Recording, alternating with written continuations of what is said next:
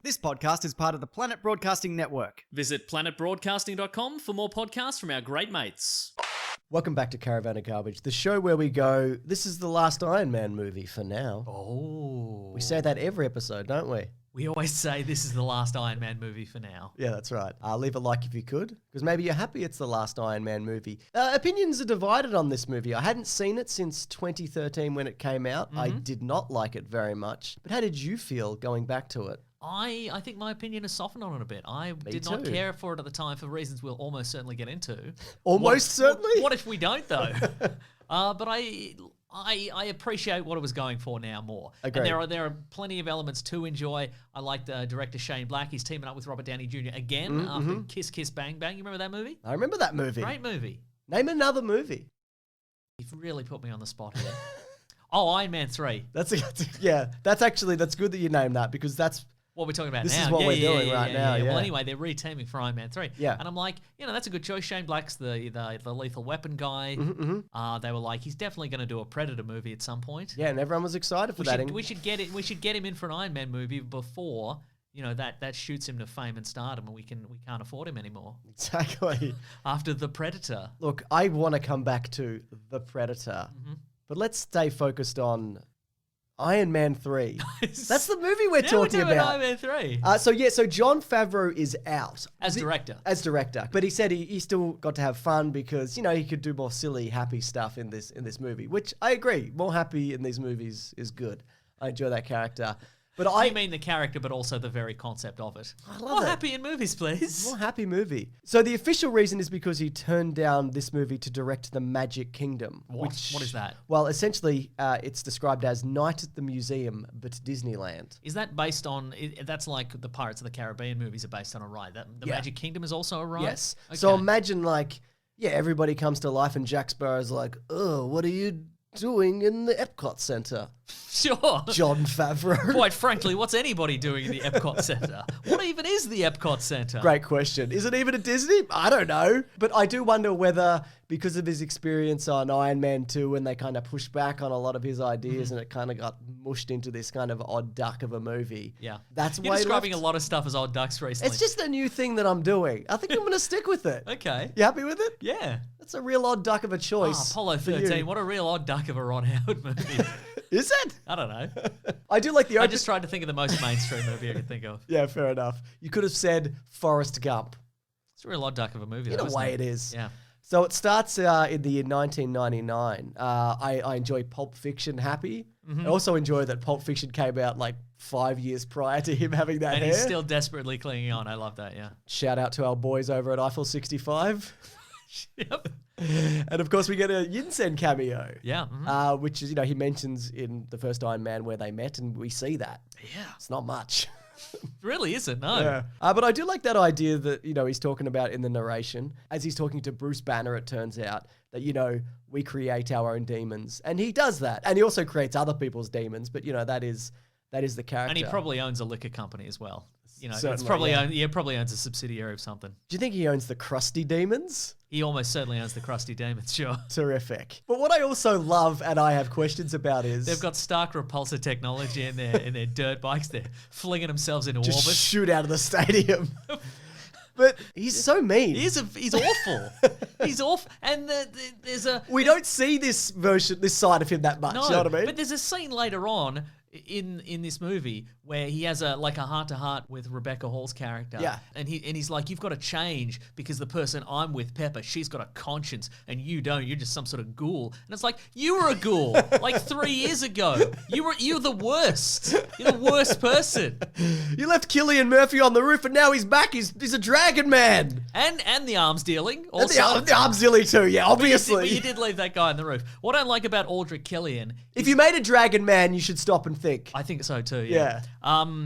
What I like about Aldrich Killian is he is the reverse Tony Stark that I think Justin Hammer should have been in Iron Man 2. Fair, because he is he's brilliant and charismatic and etc. And he's what Iron Man would have become if he hadn't, become Iron Man. Yeah, sure. That's a fair point. So this is very loosely based off Extremis or Extremis, as it's sometimes known. The Iron Man limited series, upon which the original, the movie Iron Man suit is based. The Yes. Eddie Granoff artwork. Exactly. It very heavily influenced the MCU Iron Man style. It's a beautiful suit. Isn't it, though? It's a beautiful comic. Yeah. Yeah, it looks great. But look, I didn't really want to ask you about that. I wanted to ask about how do you feel about his beard connecting to his sideburns like he's some kind of Smash Mouth lead singer. How do you feel about that new look that he only has in this movie? And never again, yeah. Look, some might say that as an actor who is maybe getting on in some years, that was maybe... like a jawline thing? Added for an illusion of jawline. But no, okay. maybe he's just, I think also it's probably just a reason. I think the actual reason is probably just to distinguish him from 1999. Okay, yeah. Like add a little something. A little bit of flavour. Yeah. So flavor savers all around. Absolutely. Yeah. So there's been some changes in terms of the Marvel movies, but the Iron Man movies also specifically. This is the first Marvel movie to be shot on digital. And I think you notice that in moments. There's a bit more kind of blur and smoke in some of these shots. I'm talking about the house falling down in particular. You know what I mean? And you can hear a subtle bleep bloop under every frame. And that's the computer. That's the computer. That's the computer filming this. That's right, yes. I understand. I'm imagining like a Superman 3-esque computer, just like spitting out reams of paper. Just lights going off. Just crashing through, just crew members and pieces of set just to roll in. It's got a beret on and one of those like cardboard loudhailers, and it's smoking a cigarette in one of those holders. Now action! Anyway, it was filmed on digital. Is where we're going with this. Yeah. There's also no Shield or Nick Fury as well, Uh-huh. which the other one's kind of leaned into. And also, interestingly, prior to this, Disney had bought all of the Marvel stuff for $4 billion, which, by the way, amazing deal. Yeah. Incredible. But the distribution rights to this and the Avengers, they went through Disney this time, and this movie is the last one to have the Paramount logo out the front. Yeah. And it doesn't say Marvel Studios, it just says Marvel, interestingly. I think it's pronounced Marvel. Oh, yeah. Yeah. Have we been saying it wrong this whole time? I think you have. I haven't. Oh, no. Yeah. Anyway, one of the things I didn't like about this movie wasn't so much the Mandarin, it was the Guy Pearce reveal of the Mandarin. But a lot of people didn't like the reveal that Ben Kingsley was the fake Mandarin. But I like that twist. How do you feel about that? Well, great question, James. Thanks. Just as a little bit of background, apparently Guy Pearce on the day suggested that that he shouts that he's the Mandarin? Yeah, and that he suggested the twist. Yeah. I don't know at what point in the production schedule that was implemented, but I mean, great. Yeah, I just don't think he needed to shout, "I am the Mandarin," and it was always me or whatever. I think because we are getting the Mandarin, and also that's hinted at in the one shot that comes after this with Benjamin Kingsley. But I love the dual roles that Ben Kingsley is playing. Like this soccer hooligan drug addict, and then like he's doing the voice and he's like, whatever. Yeah, I mean, look, as a longtime Iron Man fan, I think I was definitely put off at the time by the idea that, we're finally going to get a look at Iron Man's, one of his true arch nemesis, but then it turns out it's just some drunken idiot. Yeah. And it turned out that I feel like, but at the same time, I sort of understand that they're trying to cap off a trilogy here. Sure. We'd foreshadowed the 10 rings in the past. I guess you have to pay that off. And even at this point, I think probably the idea of a man with, magical alien technology rings who's a modern day Genghis Khan warlord. Yeah. We do that for real. That's going to look too silly, I guess. Sure. But I was kind of put out. But again, as you mentioned, there is a Marvel one-shot called All Hail the King in which it is revealed that the real Mandarin is alive and annoyed at Ben Kingsley, and who wouldn't be? And maybe Ben Kingsley meets Scoot McNairy if he's in that. Maybe or a he guy does. that looks like Scoot McNairy. But then obviously we're getting Shang-Chi and the Legend of the Ten Rings, so we are going to see the Mandarin for real. So, all's well that ends well, I guess, kind of, probably. It seems like all the behind-the-scenes stuff I read about these Iron Man movies are, we didn't really want to touch the Mandarin, because it's kind of... It's a difficult thing to touch upon, and it seems like the idea of working him into like that kung fu movie is probably we haven't seen it, but in the Marvel production offices there's like a flow chart, and it's like, do we want to introduce aliens, magic, kung fu, etc.? And then if it's like no, then it just goes, just have a guy fight a guy that's the same as him with the same powers. Exactly. There's a big tick next to Yeah. it. So, funnily enough, initially, Ben Kingsley was supposed to explode. He was going to take the extremist drug and then explode, but they obviously kept him alive for that one shot at the very least. Yeah. But I don't hate the idea that these explosions that are going off around the place, which is The extremist soldiers Yeah. are overheating and exploding. overexerting themselves and exploding, and they're covering it up with these Mandarin terrorist attacks. I think that's like a pretty solid idea, but just the end when he's just like, I'm the Mandarin, and he's got like the dragon tattoos. It's just like, I don't know, thank you. Another solid idea that I think this movie has, and I enjoyed again for the most part, is you take Iron Man out of the Iron Man armor. Yes. What is he after that? Yeah, I completely agree. And I'm sure a lot of people went into this being like, well, it's Iron Man. We put him in the suit, and it's going to be Iron Man in the suit for most of this, and it's not, and I can understand how people would get mad about that. But I like the idea of you take this guy out of the suit, because if you take him out of the suit and he's useless, what's even the point of him? What's the point? Right? Frankly, Yeah. just a man with a pretty weird beard. Yeah, but the execution of that, I think, I mean, the main complaint I think about that I have about this movie, more so than the fake Mandarin and etc., is that you put him on this path of a man with limited resources and no Iron Man suits to back him up. You put him on that path by just having him make the dumbest choice anyone's ever made up until this point in a Marvel movie. You say, hey, the Mandarin, here's my address, come and get me, and then not prepare at all for that? Yeah, have the worst suit. Just have the worst one ready to can't go. fly yet. Yeah. Either. Yeah. Well, Ben, who edits these, he put it down to that he has PTSD and he's not thinking clearly. Okay. And I think that often comes across in this movie. But then it gets to like the end where he's like, all right, I'll call all my Iron Man suits. But it's like, you've been stuck in the wilderness, small town USA, and you haven't thought to do this prior? He's like, I don't have an Iron Man suit. I've got to turn a glue gun into a whatever. A slightly bigger glue gun. Yeah, but it's like, you didn't think? And I mean, I know he's not thinking clearly because he has that PTSD that he has to get over in 2 hours. Yeah. But you know who is thinking clearly? Jarvis. Yes. The person who runs his house and probably would be like, well, if you invited the Mandarin over, I might set up some all of your Iron Man suits around the mansion maybe. I don't know. Nah, don't. Well, you're the boss.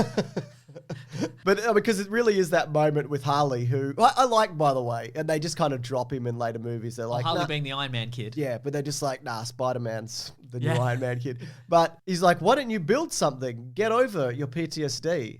And he's like, oh yeah, all right, I will. But the idea that like he went into space and he saw like the other side of the galaxy and it's just completely fucked his brain up. That's really interesting. I agree. But I don't think it completely pays off. Here's some stuff that I think does pay off. Go on. That fight scene where he calls his suit and it's coming piece by piece and he has to take out that room of goons and he's just got like the arm and the boot. Yep. I think that's really good. Now, I mean, it is good, again, to show that he is a hero even without the suits. But I would like to point out that the distance between Tennessee and Miami, the flight time, you figured it's out. about an hour and 20 minutes. And from the Iron Man suit escaping the barn in Tennessee to getting to him is 57 seconds. Oh, wow. So pretty fast. I agree. I mean, who's to say when the thing that came out of the Could have barn? happened maybe earlier, maybe it came out of the barn an hour and 19 minutes ago. I don't know. That's exactly right. Yeah, that's a really good point, and that makes this movie terrible. I agree. By all logistical standards. Ding. That's right. little ding for you there, folks. Yeah. I also, I think... One ding equals one like. What do you think about Iron Patriot? Because in the comics, that's a Norman Osborn It is, situation. Yeah. I I like Rhodey and Tony together. do think as they're well. a fun pair, but Yeah. I don't know if it kind of completely comes together. One of my but- favorite parts of this movie is where Iron Patriot has been captured and Killian is heating up the suit with his heaty hot hands, and then it's just Don Cheadle springing out of the suit wearing like his green polo shirt, just doing some kicks, just straight into He it. comes out with a big punch. Hell yeah. Yeah. Just like he got sewn into the suit like on the beach, and he's just springing out. And he's like, I'm ready to. He was probably playing golf with the president. Yeah, right, maybe, yeah. I'm ready to fight and do the back nine. Here we go. Yeah. I also like that air stunt, a lot of which they did for real. They got professional skydivers to have tell, Yeah, to have to hide parachutes in clothing and, they got them all to link up and then they dropped them in the water at the end with wires. And I also like the fact that he's not Superman. So he can't just grab one, take him to the ground, grab the next one. He's not fast enough and the laws of physics don't allow for it. Yeah, he'll be tearing people's limbs off. So I mean that's what I find that really interesting, and I think that's a great, sort of creative use of the Iron Man suit and the technology, but also and that's really smart. Yeah. But I think a lot of the time in this movie, Tony Stark is kind of a dumb guy who doesn't learn from his mistakes. Yeah. Like he's fighting one of the extremist guys up in the plane and he notices that as soon as the guy touches him, the suit powers down and it starts melting him and what have you. Yeah. And then he kills the guy. And then later on when in the final fight, he's just sending in suit after suit. Yeah. It's just getting shut down and melted by these guys. And those suits have like missiles and lasers and stuff on them, right? Iron Man, more like Grapple Man. You know what I mean? I know exactly what you mean, yeah. Stop grappling.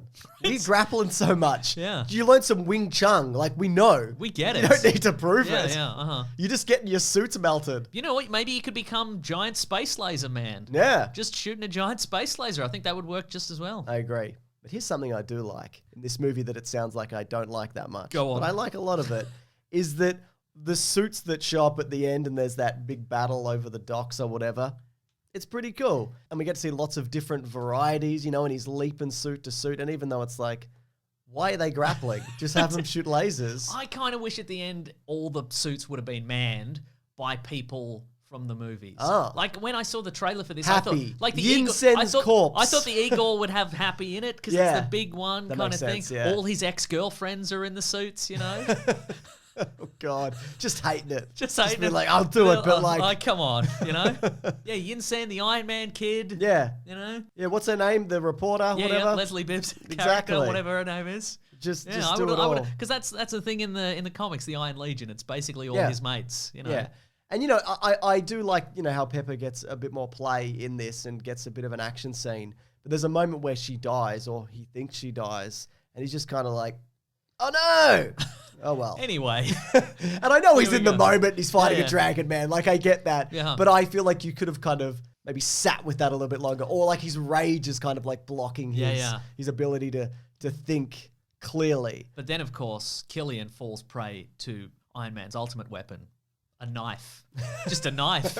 Should use that all the time, I think. That big knife. I'd have a Just knife. a big knife in the suit. Just knifing limbs off left and right. Yeah. I also don't like how he's just like, Killian's just exploded. Uh-huh. They're pretty sure he just exploded, even though he'd already exploded. Yeah. And he's just like, let's just blow all these suits up. Don't do that. Also, like, they break up the next time, or one of the next times we see him in the movie, because I guess he just started building them again. Yeah. I guess. But then they get back together. It doesn't really matter at all. But I mean, it's a Christmas movie. It ends in like a Christmas fireworks display, I guess. But it's just kind of it rings a little bit hollow to me. As does, Go on. and I'm sure you've heard this, that in China there were some scenes added to appeal to the Chinese market. So you know how he gets his heart repaired by a Chinese surgeon. There's some other scenes that were shot specifically for there. Just Chinese sightseeing. That's right, exactly. Wow, this is a great wall. Wow, this is a terracotta warrior. Wow, this shopping district is better than anything I could ever build. Exactly. My Iron Man suits are garbage compared to this McDonald's in China. Here's a segment of the show called Little Bits, or whatever we called it. Yep. Little moments. Little Just things moments. that's worth mentioning. Bruce Banner's in it. I have to mention it. But specifically, I want to mention him because there's rumors of another post-credit scene which was supposed to be included that involved the deep space armor. So it was going to end with Tony receiving a distress call from outer space, at which point he dons the space armor and flies off to meet the Guardians of the Galaxy. Whoa. Apparently this was scrapped because they weren't sure if he was coming back. Because see. at that point, this was pre-Civil War, and I know Ike Perlmutter, who I do want to talk about again, was going to be somewhat involved. And, there were pay disputes, and they're like, we're not paying Robert Downey Jr. this much money to to co-lead Civil War, which they made the right call. He's gonna want 2 serves of ice cream. Yeah. And we will not be having that. And and in the comic books, they did do a storyline where the Guardians of the Galaxy join up with Iron Man in space. So and he teams up with he has a relationship with Gamora at one point as well. A relationship. A relationship. That's right. A special shout out to the Star Trek double punch that he does to his suit when he attacks Pepper. Big fan. Loved you in A Christmas Story. He says to the little boy. The little boy, yeah. Peter Billingsley, of course. Producer of these movies. He's in Iron Man. And he's in Iron Man 1, yeah. You get it. People know. There's little Shane Black kind of dialogue stuff that I really enjoy in this. The moment where he kills all the goons, when he's been captured. And he's just like, this is so weird. This isn't worth it. And the moment where he's getting attacked in the town and he ducks behind the car and he's like, it's crazy, huh? And the guy goes, yep. You know what I mean? It is crazy. Just little things like that. Special shout out to Adam Pally as well. Oh, if Adam ruins everything. Yeah. No. That's a different Adam. Oh. He's got the Tony Stark beard and whatever is in the thing or whatever. Mm-hmm. Here's something else. Anthony Mackie apparently auditioned for the Mandarin. They say it's the Ben Kingsley role, but that doesn't seem right to me. It feels like he would have been more of an Aldrich Killian type, but... What do I know about anything? Not a damn thing. We've never heard him do a posh or soccer hooligan British accent. So that's right. Now, here's something also I definitely wanted to mention, and I've been holding off until now. Uh-oh. And also because she's not really much of a character in this movie, I guess. But Rebecca Hall, who's great, was initially supposed to be the main villain, right? So was going to be behind everything. Maya Hansen. Yes, which if you've read the comic, which this is very, very loosely based off, she does play a bigger role, and Cillian Murphy, the other guy. Aldrich Killian. Yes. Is like a minor scientist. Aldrich Killian in the Extremist comic book is in like 1 page. Yeah. So, yeah. But here we go. Ike Perlmutter. Here's the picture. We know it makes the noise. We're sorry. We can't help it. We don't know why. You burn it. You burn the picture, and then you just open a drawer in your house, and it's there again. I don't understand. I don't like it. So Ike Perlmutter said, having her as the main villain, it wouldn't sell toys. So, yeah, he's always been on about stuff like that. They sell a lot of Aldrich Killian toys? They sold 1 million day one, Mason. with a little barbecue lighter in them? It's weird that he only uses the fire breath once. You'd think he'd use it again. I'd use it every day. Yes. All day. Right? I'd clear lines at the bank with it. Yeah. Just make my way to the front. Yeah. I'd build a pizza oven and light it impressively at a barbecue. Oh, you're one of those weekend. You're one of those pizza oven guys, yeah, right? Yeah. Come round, I'll make the best pizza. No. Nobody wants to come around and have your weird pizzas. You don't know how to make pizza. You just got a pizza oven. Stop doing it, Mason. You are going to get fire breathed next time I see you. Yeah, Rebecca Hall in an interview more recently was like, yeah, I had a bigger part where I was a main villain or whatever, but I don't really remember. It kind of sucks that happened. And I think, yeah, she would have been good. Also, fun fact, Rebecca Hall was 17 in 1999. I'm just saying. I mean, obviously not 17 in the movie, but just saying. All right. I like to talk box office as well, Mason. You love it. Because every week we've been like, why don't these make $1 billion yet? This one did. $200 million budget, which was boosted after the success of the Avengers, and it made $1.2 billion at the box office, which was a little bit below the Avengers themselves. Not bad. Not bad at all. So this was really the point in time where these were solidified as they're mostly $1 billion movies. Yeah.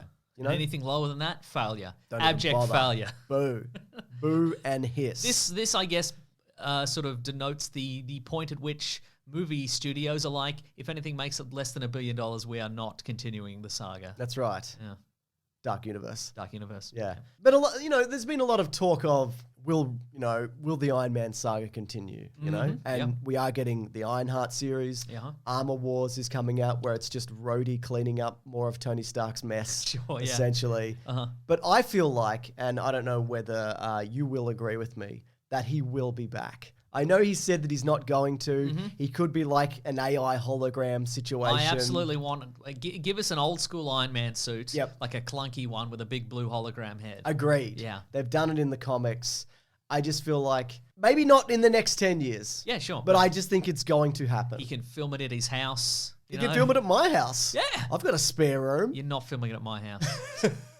I don't have room after I put the pizza oven in. So, But yeah, all in all, it's a bit of a mixed bag of a trilogy, but the stuff from the first one is kind of strong enough to sustain the rest of it. You know what I mean? Yeah, And there are, not that there aren't good ideas along the way, because there definitely are. yeah. But I think I enjoy the character of Iron Man, like maybe more than I enjoy some of his movies. You know what I mean? Sure, I get it. Yeah. Well, But maybe- I don't know. I think Yeah. that the character of Iron Man is just a real. It's not a great bloke, but I think there's an. I think I mean, there's that's also the point. you Yeah, know what yeah, I mean? yeah. I think there's enough good stuff in these sequels that they're worth a rewatch. 10 out of 10? Yeah, 10 out of 10. We're starting rating them. It's 10 out of 10. Yeah, 10 We're out gonna of 10 do that every all round. week. Yeah, that's right. If we forget to rate them every week, 10 out of tell 10. it. Yeah, it's an automatic 10 out of 10. So don't even worry about because we asking. love the magic of cinema. That's right. That's why, no matter what. Anybody says. Yeah. Guess what though? What? You might be like, I love these videos. Thank you. And you're welcome, by the way. Yeah. You're welcome. But I wish I could. Anytime, we'll just do it just every week. We'll just knock out a few, just some pure gold for you. Why not? You're welcome. You're welcome. But every week, though, they actually go up early at bigsandwich.co, which is like our Patreon tier that we control in its entirety. But That's along right. with... Not shady. No, not shady. Totally No, it's real. legit. It's legit. But along with that, we do movie commentaries. We've done the first Iron Man and dozens, if not thousands of others. That's right. Bonus podcasts, and also our podcast, The Weekly Planet, where we talk movies and comics and TV shows. That comes out a day early there on Sunday, Monday at the regular time. If you do want to check it out, thank you for watching. Thank you to Ben and Lawrence for the edit. And let's all think about, let's have some introspection. What do you think? Yeah, I think that'll be good, yeah. Some self-criticalness. What I think people should do is they should set up the Mr. Sunday Movies channel, just a playlist, just constantly put it on silent, just Let it just run. have it, just let it run and have some quiet contemplation. Agreed. Just days, weeks if necessary. If you have to. Yeah. All right. Thanks, everybody. Grab that gem, you guys. We'll see you next week. Goodbye. This podcast is part of the Planet Broadcasting Network. Visit planetbroadcasting.com for more podcasts from our great mates. I mean, if you want. It's up to you.